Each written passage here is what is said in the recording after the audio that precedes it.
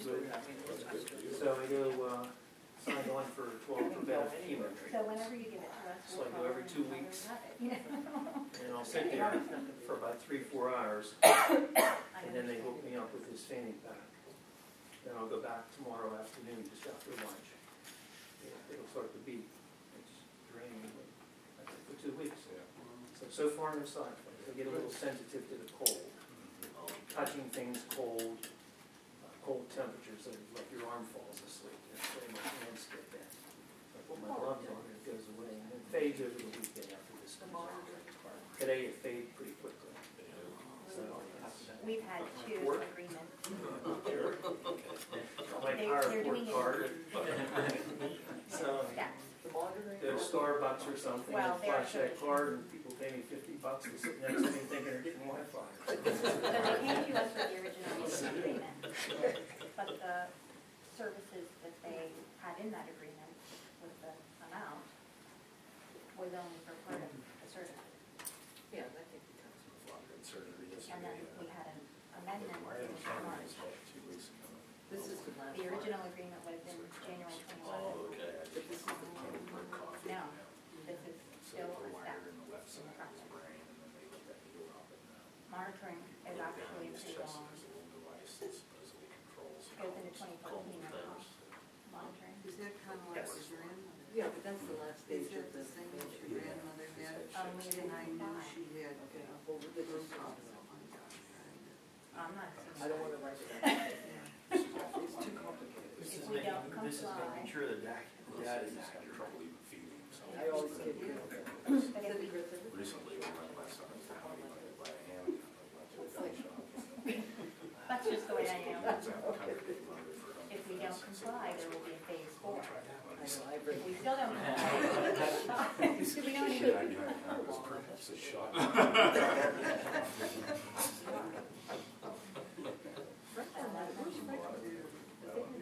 They never meant it. They didn't Dear. have to do what All we're right, doing. gentlemen, are we all ready? No, I don't know what they're doing. This meeting of the council, or work session for the council will come to order. We'll have the Pledge of Allegiance. I pledge allegiance to the flag of the United States of America and to the republic for which it stands, one nation, under God, indivisible, with liberty and justice for all.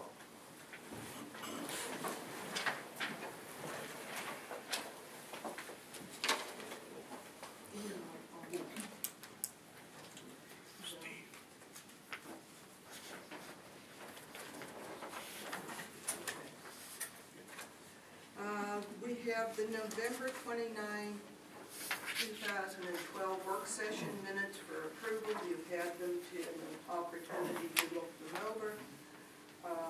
Any questions or corrections with everything that went on that night? I don't know how anybody remembered. It's pretty lengthy minutes.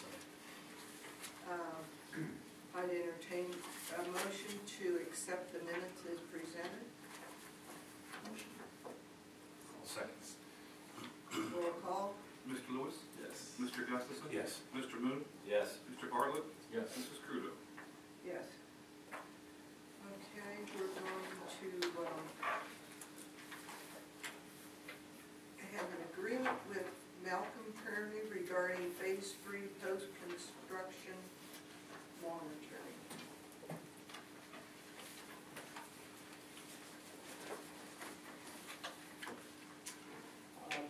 Back in March of this year, council approved an amendment to the Phase 3 agreement that we had in place with council for post-construction monitoring. Post-construction being the plant upgrades were completed, Phase 1, Phase 2, the interceptor, the CSO work, and the CSO overflow monitors were installed. And Phase 3 is really collecting all the data from the overflow monitors, analyzing that data, comparing that to the hydraulic model that was developed, and making sure that the data is accurately representing flows that the city is capturing with this system, and flows that are going on the overflows to the receiving streams during wet weather events. The March amendment was a kickoff to the post-construction monitoring. After the plan was approved by DEP, we started to collect data under Task 2 and look at the formulas that were inputted for the various monitoring devices and the combined sewer overflows, tweaking formulas and making sure that the results that were coming back made sense. And we encountered at that point in time difficulty with the formula, how the formula was interpreting the weirs and the pressure sensors that were in the metering stations. And when we began to plug data that was collected in and compare it to the model, we noticed some issues with several of the overflow points. And is indicated in the amendment back in March and the original agreement prior to that, then that could kick us into a little more of an in-depth effort with the combined sewer overflow monitoring stations, calibration of the sensor devices that are in there to measure overflows, maintenance of those CSO structures to make sure that nothing is affecting the data that's being reported during wet weather events. And that's what the amendment that's before you tonight is geared at addressing. For the majority of the monitoring stations and your overflows, we've noticed that the data seems to be reasonably reliable. There's some excursions, some overflow data that doesn't make sense when it's compared to the model. So we believe that effort is needed to make sure with the manufacturer of the sensing devices to make sure that everything is installed properly, and that the issue of dry flow recordings isn't in some cases impeding. You have sensor devices that are behind the weirs that once they get wet, as the flow rises in the structure, they begin to generate flow results. But after the rain event subsides and the flow in the structure drops below the weir and below the sensor, we notice that when you would expect with the model the recording of an overflow to stop, in some cases we're still getting readout, and that's probably because the sensor is wet. Water come up, touched it, water come back down. So there's ways to compensate for that, and that's what we want to interact with the city staff and the sensor manufacturers on tweaking the formulas for those sensors to make sure that we're not experiencing dry runout, flow reporting, and that's something that you don't want to do because then you're reporting more flow than what you're actually putting into the receiving stream. CSO 10, that's a Northside pump station. When we compare the data that's been collected so far to the model, we have some real concerns with the CSO 10 data at the Northside pump station, and that's a very critical overflow there. And what the city staff can help on, with manpower being available, made available, more so in 2013 perhaps than what they've been available thus far in 2012. If you think back to the staffing report that we did, we need some wet weather event observations done out at that CSO structure to make sure that we're not being impacted by any river flow coming back into the structure, and to determine to what extent the grit buildup that we experiencing coming into the north side pump station is impacting the readings that we're getting from the metering device, the sensing devices in that station. And that's something that will dictate, as we've talked about, a north side pump station upgrade project there with grit collection. That's something that we need to determine the effects and the impact that grit's having on the overflow readings that we're getting in that structure, and whether or not there's additional meters or sensors that we could put in there, at least one additional, that would help us more accurately gauge what's coming into the structure and what's going over the structure without the impacts of grit buildup and the stream. CSO 15, the issue there also is an issue with the size of the outfall structure, and that's a similar situation with 11 and 16. The outfall pipe to the receiving stream, we want to verify that all the overflow that needs to get out of those structures is in fact getting out of those structures and is not being impeded. And again, that's another situation where we may look at installing another monitoring device or a different type of device to measure flow coming into the structure as opposed to the sensing devices that we have behind the weir.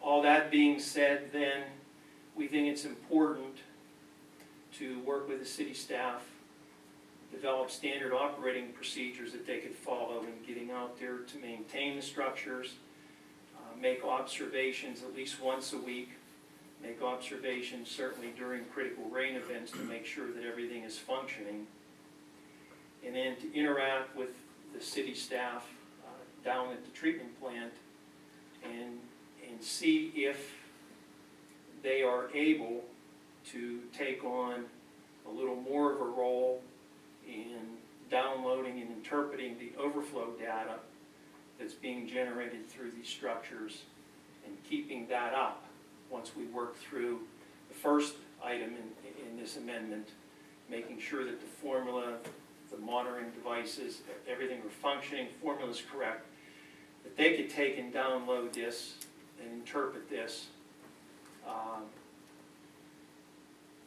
more so than us doing it. And that would be to, obviously, a savings current and future for the city by having staff at the plant doing a little bit more of this and us doing a little bit less of this.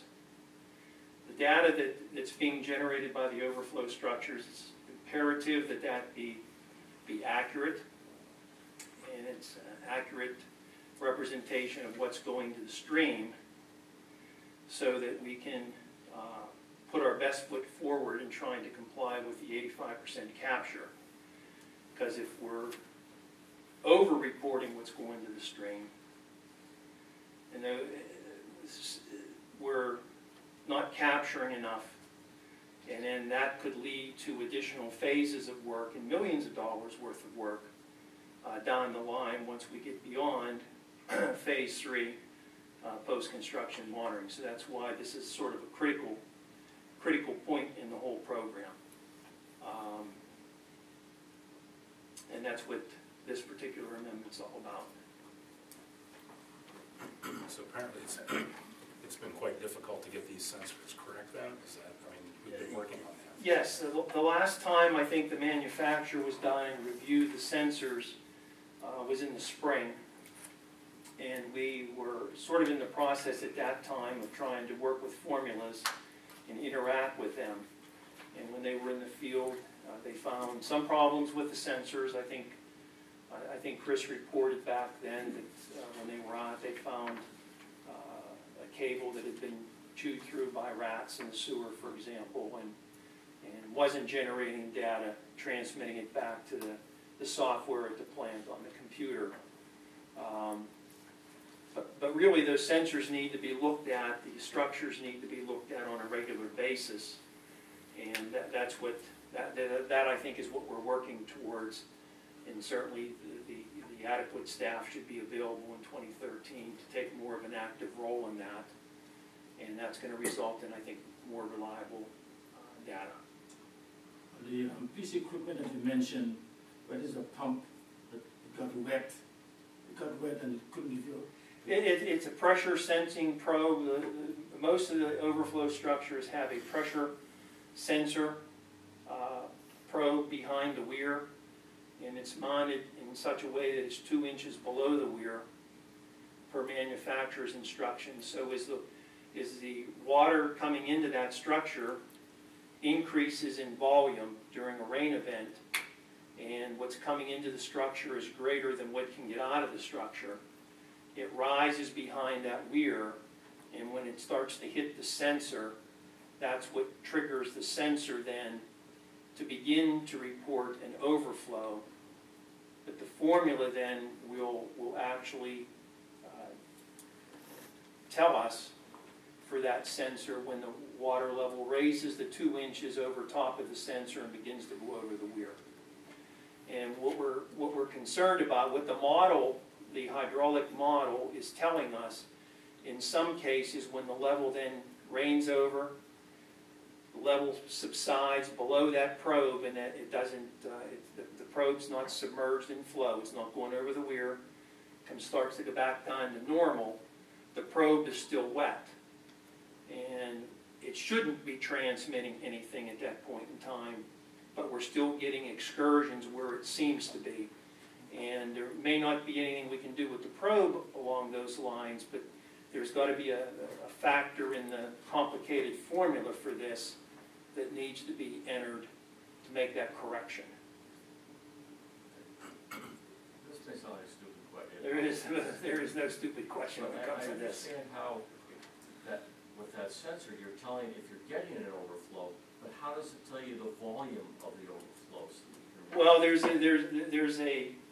there's another formula that deals with, the sensor will continue to tell you the height of the water going over the weir with the width and shape of the weir, and then there's a formula, a weir formula. Okay, I just thought it was just telling you that it was going over. I couldn't understand how it could tell. But It'll tell you the depth, and then we know the weir dimensions, and then there's another formula that tells you how good the volume is. Well, it sounds to me like this is going to be an ongoing, continuous process with these sensors for forever. I mean, You always have to report, yes. Continuous maintenance and Yes. So the sooner we can get designated personnel at the city level trained to do this, where they call the manufacturer up or call us up with a specific question, but they're adept at checking everything, troubleshooting, and then downloading and interpreting that data, then the better off everybody will be, I think. Because if there's a problem that develops, then it's known sooner rather than weeks or months later when, you know, false data has been generated, or at least erroneous data has been generated, or no data. be able to spot a rat chewed wire. There you things go. like that. There you go. That sounds like that could be a problem all the time. You know. It's pretty complicated. It is very complicated. The formulas are very complicated. But we're required to do this report Yes. on an ongoing basis. Yes, and Chris has to send these results in, so we're beginning to start on October, November, and soon December overflow results. And as we run those, we run the model, run that data through the model, and compare what the model is saying we should be getting to what the actual sensors and emitters are telling us we are getting. And then nothing ever agrees exactly, but when something is way out of whack, then you know there's a question, there's a problem, and then you go back and try to fine tune that. So this data is collected every day, and then Constantly, every time, yeah. every time? And if there's no overflows in that, I mean, it basically shows that there's nothing going on there, but Then you just hit the program, and it'll give you a printout of all your stuff, and then you Right. just compare it with all the other ones.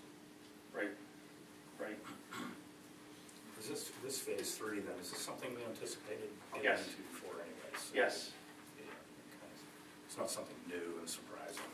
No, I no, seem to and recall. some of this, at the time the original agreement was prepared, I don't believe that there was any price assigned to the phase 3, other than developing the post-construction monitoring plan to get approved by DEP.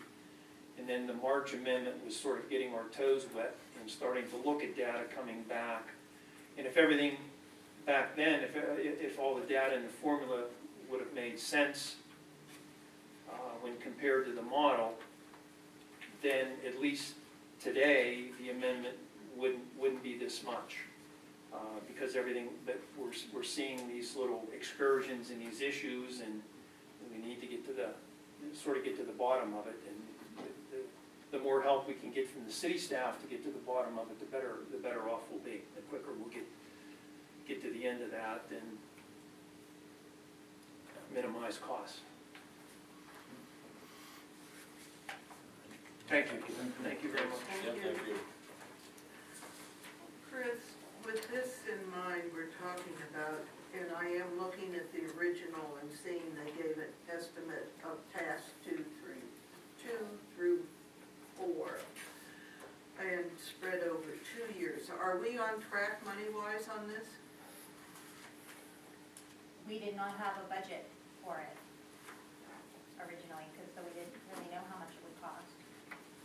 So how are we covering the costs of this? Michelle can answer that question through the water and sewer project funds. I didn't understand that.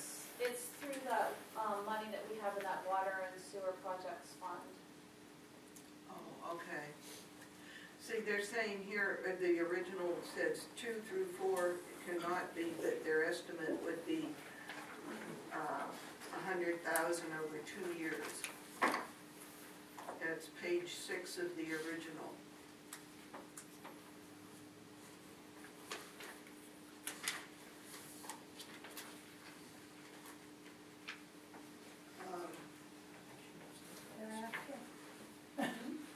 Did I ask if we had that? No, back then, this was in January 2011. Do we have that much? 100,000 was the estimate. Yeah, which Originally. Yes, that money is available in that fund. All right, if this is phase 3 I just then, don't so remember. technically this is not the end. There'll be some sort of a Well, phase more. overall, phase 3 will determine whether we are in compliance with the CSO control policy or not. Okay. We hope phase 3 is the end. But if we're not in compliance, then we'll have to take another step. Okay. All right. Thank you. Thank you, Mayor. I don't want to mislead you though, because we have problems at the north side pump station. So Yeah. even if we are in compliance, We we still still do have need an- to address the problems at the north side pump station, and that's going to be very costly. Okay. It's my understanding, Chris, that you've been very happy with Malcolm Kearney's work and Yes, this. They've been very very much helpful. so. DEP is also very satisfied, which is an important That's factor. probably just as important. When we take Malcolm Kearney there, DEP accepts what they are telling them. It's pretty important. Yes, it is. Yeah. How much is a fine? How much is a fine from DEP if we don't?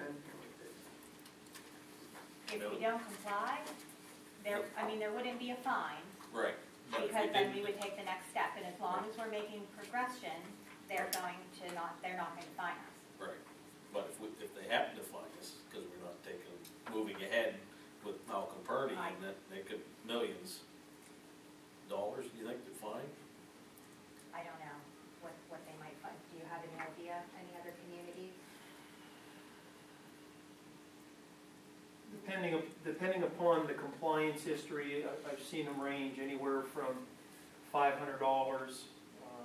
an event or a day to $2,500 an event Per day. per day. And you don't have continuous overflow, you don't have continuous days, Right. in other words, but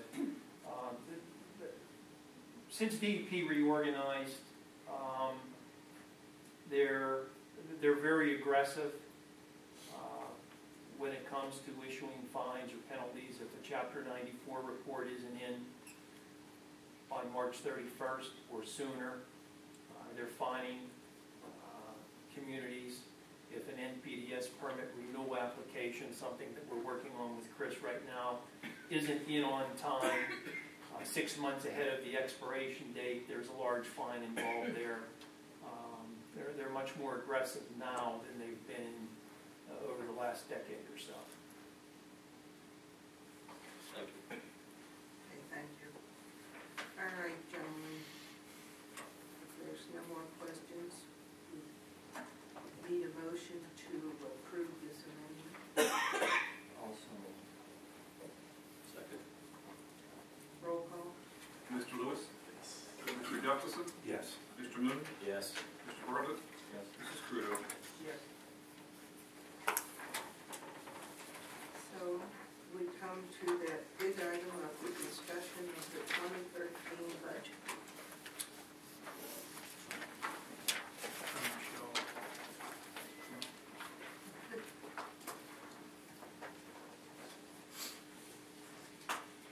In the third reading of the 2013 budget, we are proposing a 0.6 mil increase. This will amount to $30 per home with an assessment of $50,000. The millage is decreased from the second reading of 0.75 because of a decrease in our property liability insurance that we received this week. It will decrease the amount in the budget from $179,000 to $145,000. BARS was able to help us get this decrease by switching the insurance company that we use.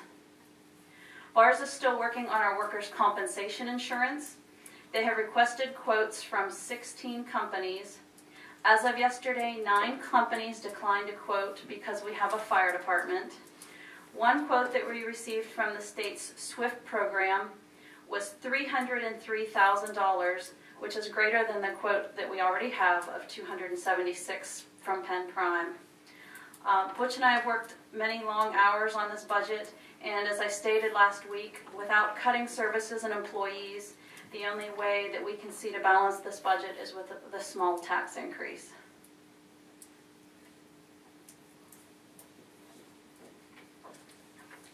Thank you. You're welcome. That's a little bit of good news. A little bit.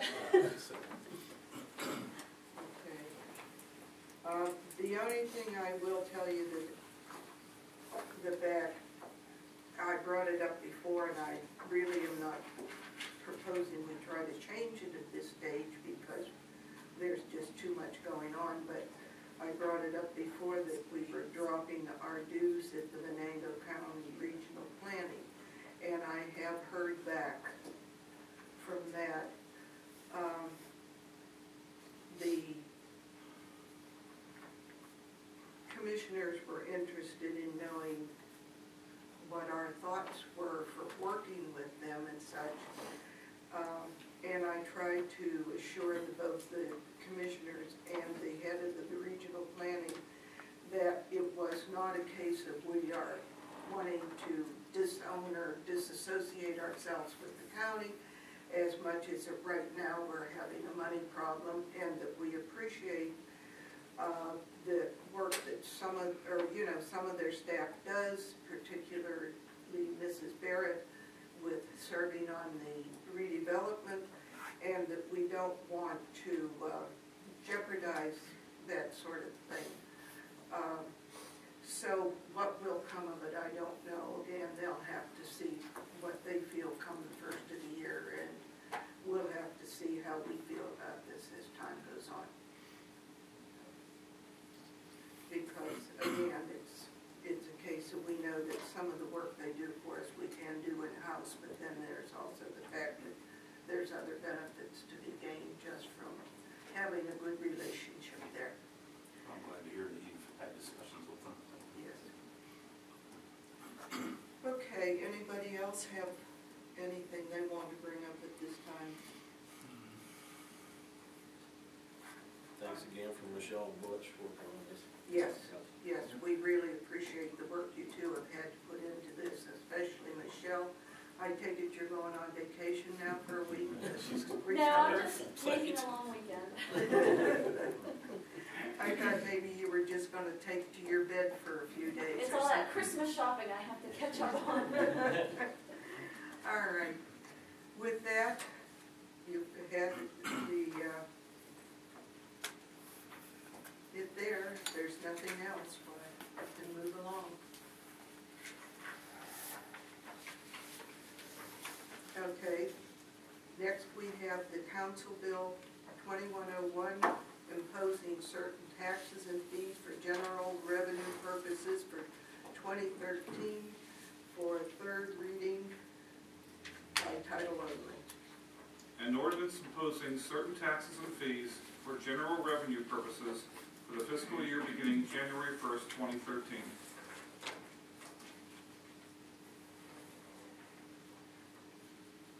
A motion to approve, Motion. Second. roll call, Mr. Lewis? Yes. Mr. Gustafson? Yes. Mr. Moon? Yes. Mr. Bartlett? Yes. Mrs. Crudo? yes.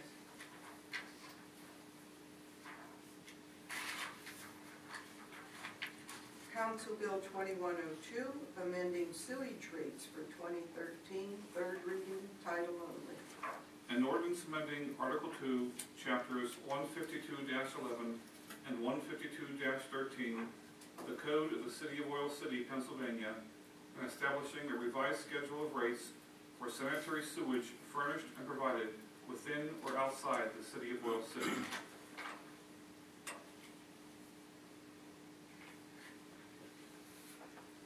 Questions? Motion to approve, Motion. roll call, Mr. Lewis? Yes. Mr. Gustafson? Yes. Mr. Moon? Yes. Mr. Bartlett? Yes. Mrs. Crudo? yes. Council Bill 2103, amending water rates for 2013, third reading. An ordinance amending Article 1, Chapter 180-7 of the Code of the City of Oil City and establishing a revised schedule of rates for water furnished and provided within or outside the City of Oil City. Questions, comments? Changes, huh? Good changes with these. No, these three have not had any changes. Entertain a motion, I'll make that motion. Second. roll call, Mr. Lewis? Yes. Mr. Gustafson? Yes. Mr. Moon? Yes. Mr. Bartlett? Yes. And Mrs. Crudo? yes. Council Bill number 2104, levying taxes for 2013. Third reading, you'll have to read it because there's been a change. An ordinance levying taxes for municipal purposes in the City of Oil City, Pennsylvania for the fiscal year beginning January 1st, 2013 and ending December 31st, 2013. Be it ordained and enacted by the City of Oil City and the council assembled, and it is hereby ordained and enacted by authority of the same. Section 1, that the following taxes are hereby levied for the fiscal year beginning January 1st, 2013 and ending December 31st, 2013. Paragraph A, for general revenue fund purposes, a tax of 6.12 mils upon each $1, being $6.12 upon each $1,000 of assessed valuation of all property taxable for city purposes. Paragraph B, for expenses incurred in the operation of the city's parks, playgrounds, and recreation areas, a tax of 2.11 mils upon each $1, being $2.11 upon each $1,000 of assessed valuation of all property taxable for city purposes. Paragraph C, for expenses incurred in the operation of the city's public library, a tax of 1.68 mils upon each $1, being $1.68 upon each $1,000 of assessed valuation of all property taxable for city purposes. Paragraph D, for expenses incurred to pay interest and principal on indebtedness incurred pursuant to the Local Government Debt Act, a tax of 0.71 mils upon each $1, being 71 cents upon each $1,000 of assessed valuation on all property taxable for city purposes. The total tax levied hereby being 10 62/100, 10.62 mils upon each $1, being $10.62 upon each $1,000 of assessed valuation of all property taxable for city purposes. Thank you, Rick. Okay, questions, comments? My only comment is I'm sorry we've come to the fact that we have got to do something to raise the money to pay this current insurance, which means raising taxes. We have a lot of good things going on in the city, including our playgrounds and parks and library, and unfortunately we have some debt that we have to get paid off. So for the time being, we're going to have to live with this, and hopefully we can find some ways to make some changes before the year is over. I was happier, I guess, with the first budget, and then it's just disappointing to me that these insurance issues have to come to the forefront so late in the game, and to really put everything in a big twist. And I was hopeful that we could scrape out a little money to set aside for some of our larger projects that we know are coming down the road. So I'm hopeful, you know, in the upcoming year we'll have a new manager, and maybe with some efficiencies and everybody keeping an eye on the budget, that those monies may come available at a later time. So, been an interesting year, I would say. At this point, I'm comfortable with it, all the work that Butch and Michelle and everybody else has done. Yes. We certainly appreciate that. Okay, any more comments, or do we have a motion?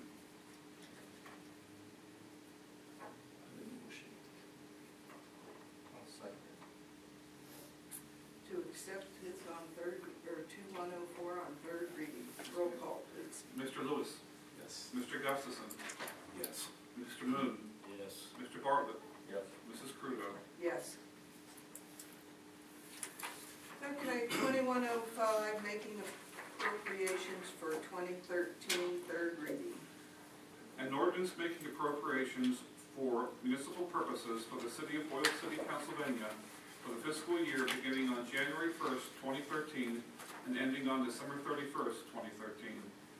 Be it ordained and enacted by the Council of the City of Oil City, Pennsylvania, and it is hereby ordained and enacted by authority of the same, Section 1, that the monies received from taxes and all other sources of revenue for municipal purposes for the City of Oil City, Pennsylvania for the fiscal year beginning January 1st, 2013 shall be and hereby are appropriated as follows.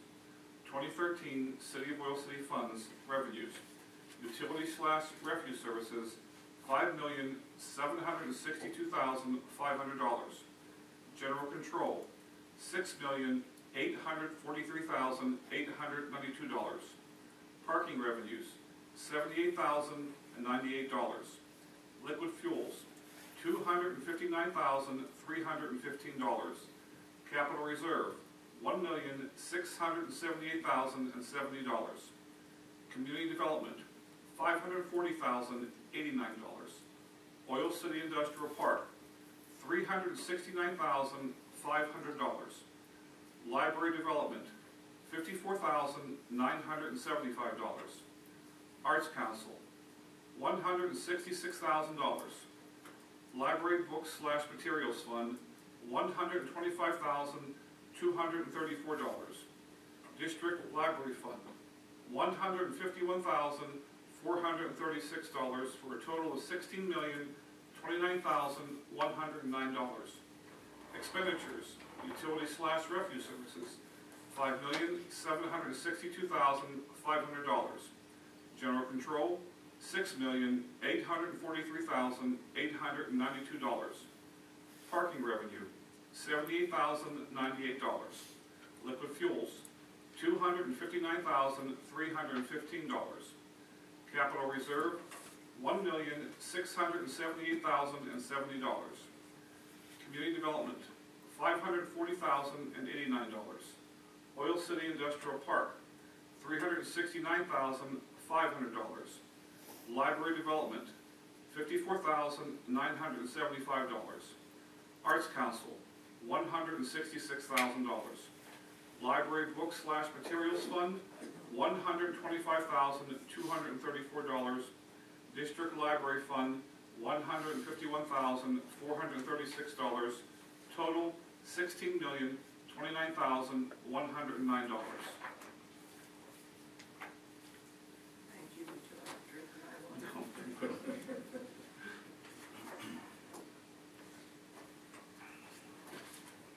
No comment?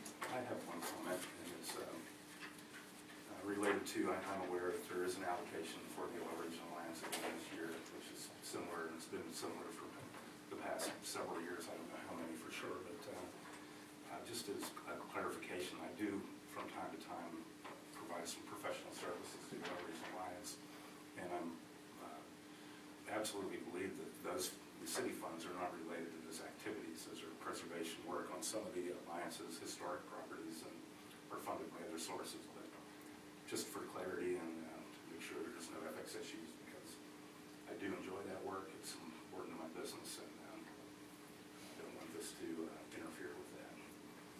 I don't know if it's possible to abstain from a portion of this bill or not.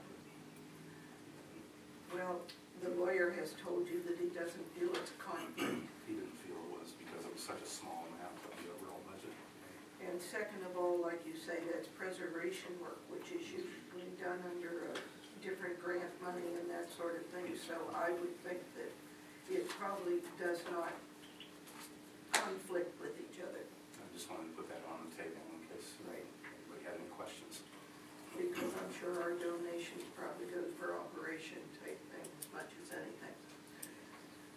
Okay, a motion to approve Council Bill 2105 for appropriations for 2013.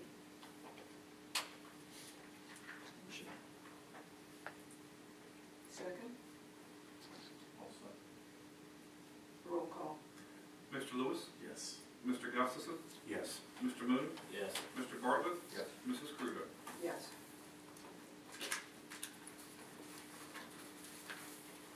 And I'm sure we're all reluctant to have to do that, so. All right, with the next item is the vouchers. Yes, ma'am. To the mayor and members of city council, library books and materials, $2,902.77.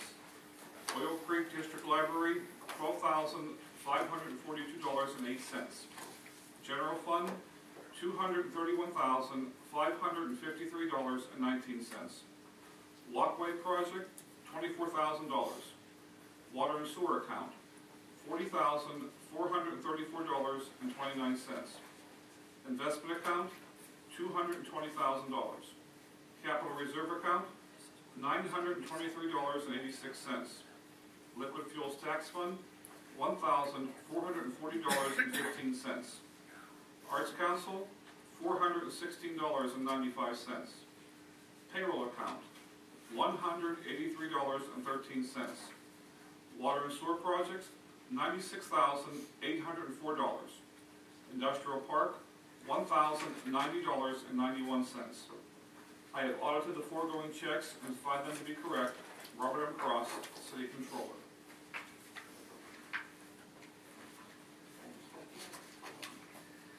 All right, questions regarding the vouchers?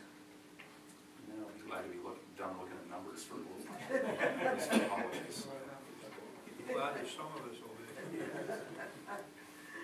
All right, we have a motion to accept the report as presented. I'll make that motion. Second. Roll call? Mr. Lewis? Yes. Mr. Gustafson? Yes. Mr. Moon? Yes. Mr. Bartlett? Yes. Mrs. Crudo? Yes. managers report. No.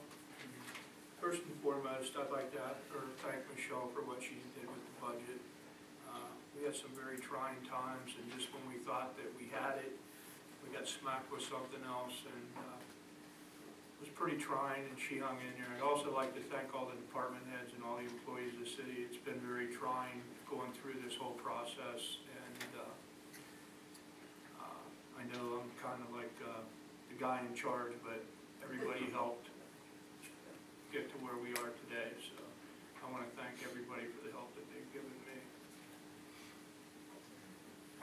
Again, thank Michelle and manager to be talking enough to check our homegrown insurance company, and they did this something that's good. Are we going to have, I'm trying to think how the dates run in January. When's our next meeting? Should be the second, first, second, fourth, correct?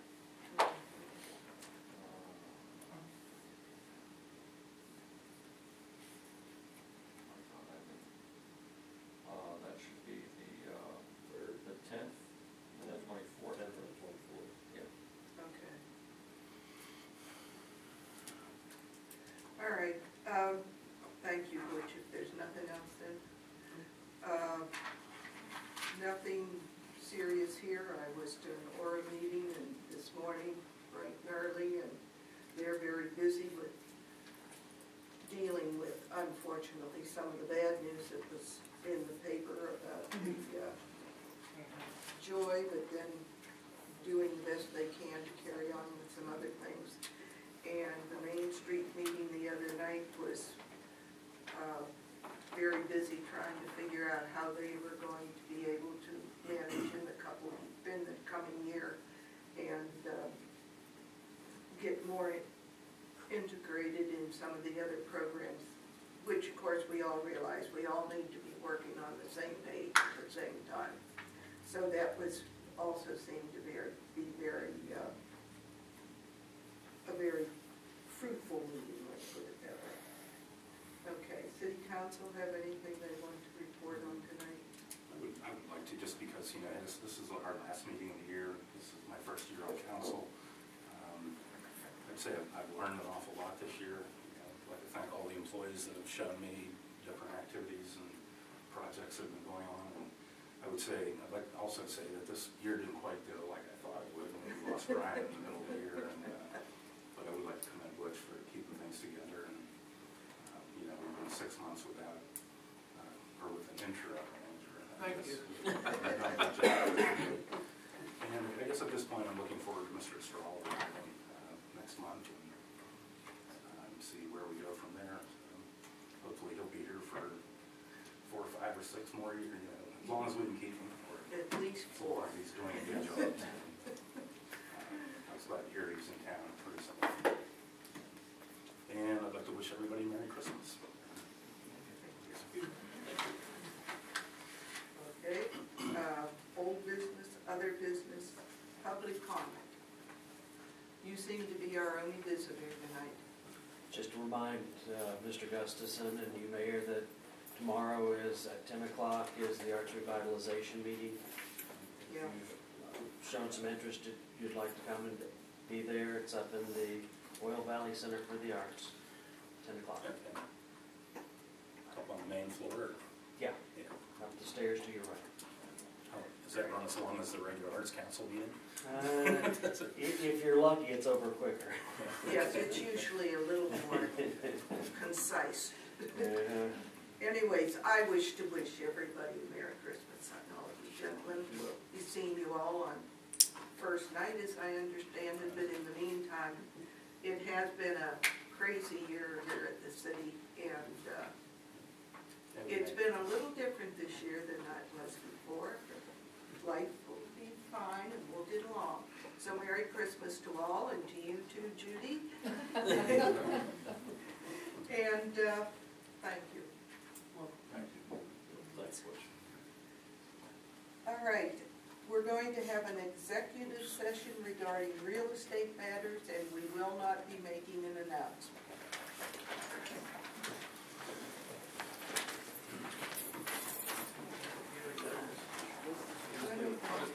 hear from you.